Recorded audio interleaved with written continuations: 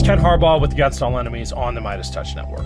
Donald Trump just sent out this thank you to notorious mob assassin Sammy Gravano. This is on the heels of his legal team arguing that he could order a hit on a political rival and escape prosecution unless he was first impeached. We did a recent episode on that specific legal argument, but I'll sum up my critique here.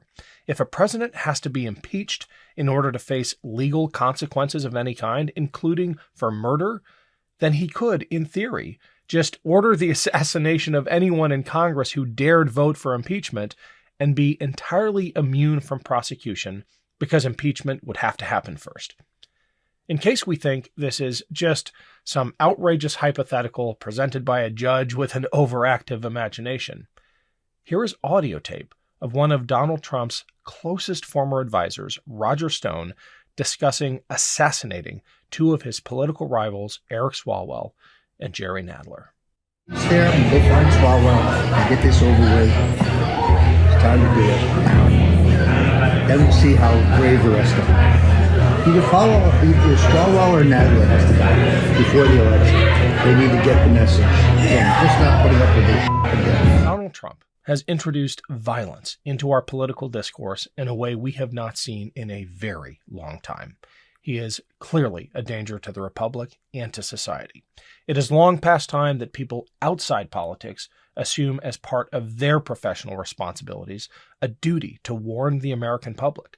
I'm talking about lawyers and medical professionals and others speaking out about the danger Trump poses.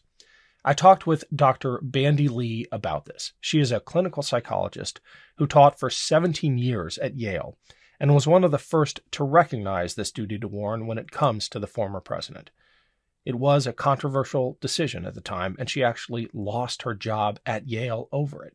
I dive deeper into that story in our full interview on Burn the Boats, but I wanted to share this excerpt with you now.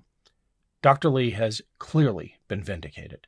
Donald Trump's followers have committed heinous acts in his name, including a violent attempt to overturn a democratic election. One of the most interesting insights she shares, and I want you to listen for it, is that fascism is less of a political ideology than a mental pathology. I think we're seeing evidence of that in how the cult of Donald Trump operates today. Here is Dr. Bandy Lee, one of America's leading clinical psychologists, on the danger Donald Trump poses to American society. Can you talk about the duty to warn? I've got a law degree. I'm really drawn to this idea in tort law, and obviously there's an analog in the medical profession, because I think we need to understand that to understand the path you chose and the price you paid. What is the duty to warn, and how did you feel about it when you saw this threat to the nation? Yes, in general, it's a duty that derives from our responsibility to society. Psychiatrists don't just have a responsibility to patients.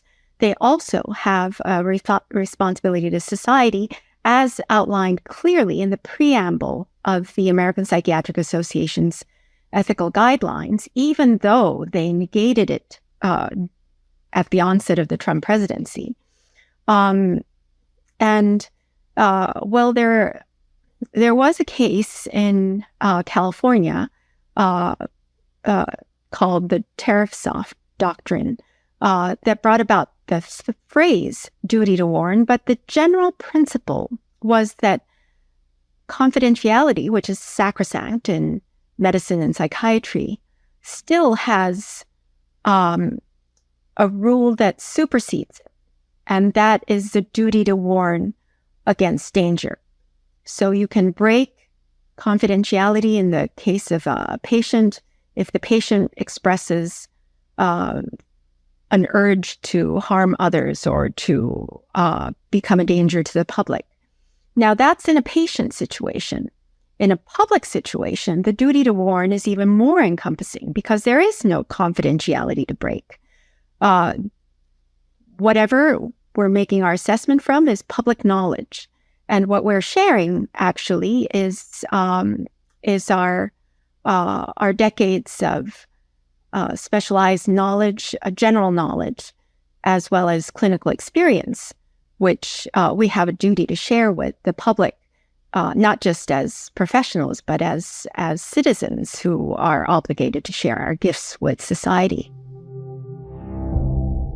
Hi, everyone. I want to give a big shout out to all those who have signed up to support this show through my Patreon page. We are off to a fantastic start. Thank you for making it possible. And if you haven't subscribed, I hope you'll consider it. In the coming months, I'll be posting early and exclusive content, including a trailer for the Against All Enemies documentary film, which has been racking up awards at film festivals around the world and will soon be released here in the US. Stand by for more details on that. And if you're a subscriber to my Patreon page, be on the lookout for an early preview. Thanks again, everyone. This episode of Burn the Boats is brought to you by Manukora Honey. This miracle of nature just fell into my lap at the perfect time. It's a rare super honey that is 100% natural and has some unique properties. Manukora makes Manuka honey, a single origin honey that comes from New Zealand, where the bees only feed on the nectar of the Manuka tea tree, making honey that is pure, rich, complex, with a creamier texture that is on a completely different level from the normal honey you find at the supermarket. You can use it as you would any other honey, but what puts the super in Manuka honey is it's rich in oxidants and prebiotics, 3 times more compared to regular honey. On top of that, it contains an antibacterial compound called MGO that can be found exclusively in Manuka honey. The bottom line is that these nutrients support your optimal immune and digestive health, and it's delicious. Manukora sent me a jar and squeeze bottle of their MGO 850 Plus Manuka honey, their best-selling honey. The 850 Plus honey has a creamy caramel texture that is unlike anything I've ever tried. Just grab a spoonful out of the jar and I put it in my favorite beverage, or I squeeze some out on toast or oatmeal. It's delicious. Manukora is savory, delicious, and truly the best honey I've had. If you head to manukora.com/boats, you can get $25 off their starter kit, which comes with the MGO 850 Plus Manuka honey, a free travel pack of honey sticks, a free wooden spoon, and also a free guidebook. It's the perfect gift for a loved one, no matter the season. I love the jar and squeeze bottle, but the extra pack of compostable honey sticks is perfect for whenever you're on the go. You can bring them with you when you're traveling or need a quick snack running errands, and they are the perfect energy boost if you're out for a run or at the gym, especially this time of year. That's manukora.com/boats to get $25 off your starter kit. This is just the ultimate honey. Indulge and try some honey with superpowers from Manukora. You've described, I guess implicitly, Donald Trump as a threat to America's soul.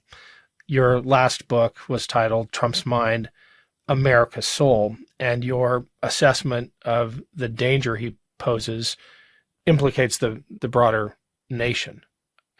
Can you explain extending that assessment to America itself and how our soul is affected by the former president? Yes, I have mentioned that because the trajectory we are in is very perilous. I think many people recognize that. When I said that Donald Trump was dangerous and at the onset of the presidency, people may have thought that I was being hyperbolic or exaggerating. But many years later, I think we can see why that kind of framing was necessary. Since the spread of the Trump contagion, I've also described the course we are on as a death spiral, because from my perspective, fascism is not a political ideology. It is mental pathology in politics. And the course of mental pathology is destruction and death, regardless of what the afflicted person's group's nation will claim. And we have seen this historically through other leaders, when none of these leaders were mentally healthy. In fact, if one is healthy, one's decisions will be life-affirming, regardless of one's ideology. So it's really not about ideology or political positions. I mentioned the soul so that we would truly take this seriously, and ultimately it is a matter of our own ethical and spiritual grounding, if you will, our ability to keep our center and confront the onslaught of this pathology, and to stand up for truth and health and what is right, that will save the nation. And because pathology comes with an innate death drive, and in order to resist it, it is a kind of war. Mohandas Gandhi spoke of nonviolence training as the training of a warrior, and I would see the task before us as being very similar. Psychiatry can bring us only so far. As a mental health professional, it's been extremely difficult for me to watch on the sidelines once I was removed from public discourse by the APA. At one point, we were the number one topic of national conversation three months after our book was released. Our first book was released, and we had an extremely hearty reception by the public. Our New York Times bestseller was nothing that Macmillan, one of the 5 big publishers, was even prepared for. It took them 5 weeks to replenish the stocks so that they could keep up with the demand. And that was organic. All the news networks, network news and cable news, all the major programs invited me. And I myself was astonished that there was no barrier and no stigma attached to speaking about mental health. They simply called me on as any other expert on an area of expertise. It was really after the APA intervened, recruiting the New York Times to denounce us as being unethical, when in fact we were trying to fulfill our societal ethical duty, that we were excluded from discourse, and what we predicted, that without proper intervention, without proper knowledge, the nation has suffered calamity and destruction in ways that of the exact severity and exact timeline that we predicted.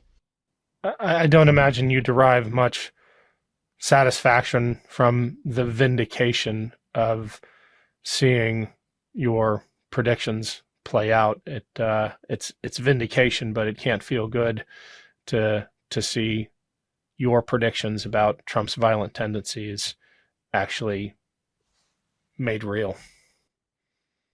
Well, vindication was what I've been hearing even from Congress members since the January 6th attack on the U.S. Capitol. And there was a major article subtitled "The Vindication of Bandy Lee" by Mother Jones, as you may know. But my concern is 3 years later, where are we? Where are the mental health voices? Why are those who are speaking about mental health issues only non-experts? And if we as a nation cannot derive the correct knowledge, the proper knowledge, and intervene properly for a given crisis, it's not always the case that we're dealing with a mental health crisis, but in this case it is, then why will we not hear from the appropriate experts, and why are we still sidelined? So for me, the vindication is not very relieving. It's rather more tragic. Thanks so much for watching. We're only a few subscribers short of 2 million subs. Please subscribe right now to the MeidasTouch YouTube channel for free and help us grow this unapologetically pro-democracy network.